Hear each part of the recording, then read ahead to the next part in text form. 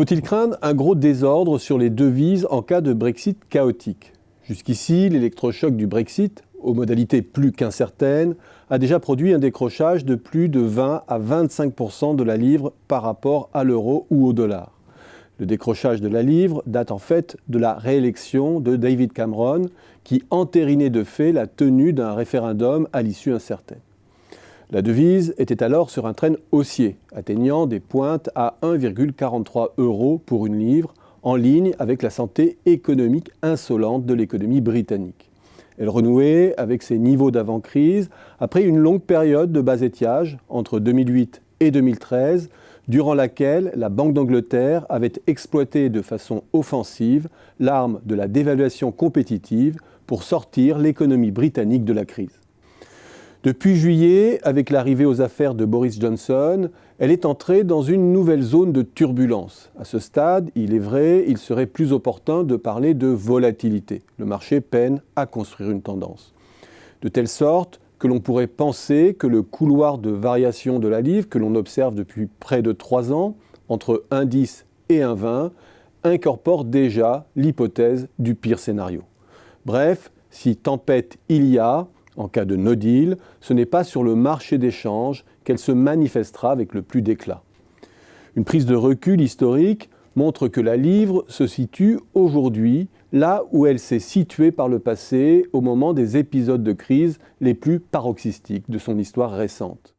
Pour en juger, je me réfère ici au taux de change effectif réel de la livre qui mesure le pouvoir d'achat de la livre par rapport au panier de devises avec lesquelles commerce le Royaume-Uni. Chacun a encore en tête la crise de la livre déclenchée par George Soros en septembre 1992. L'attaque avait fait exploser le SME, provoquant une sortie de la livre du système et une dévaluation de l'ordre de 15% de la devise et des réactions en chaîne sur toutes les monnaies faibles en périphérie.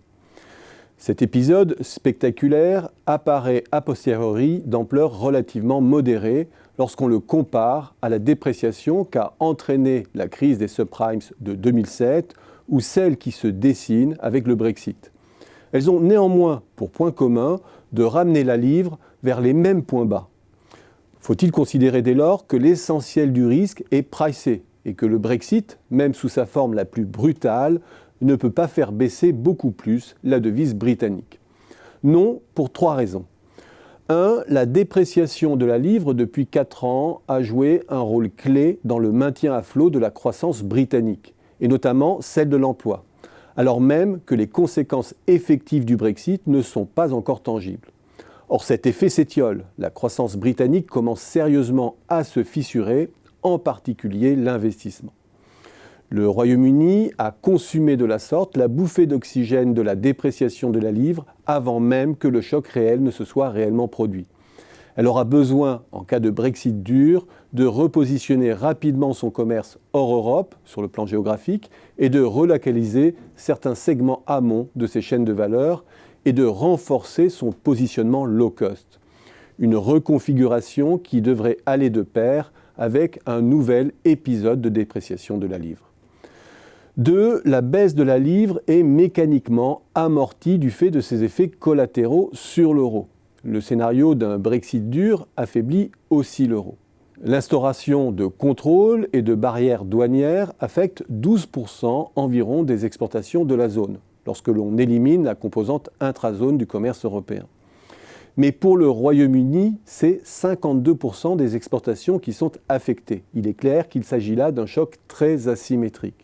La dépréciation actuelle de la livre intègre certes déjà cette asymétrie, mais le creusement d'un différentiel de croissance au désavantage du Royaume-Uni pourrait pousser plus loin la dépréciation de la livre.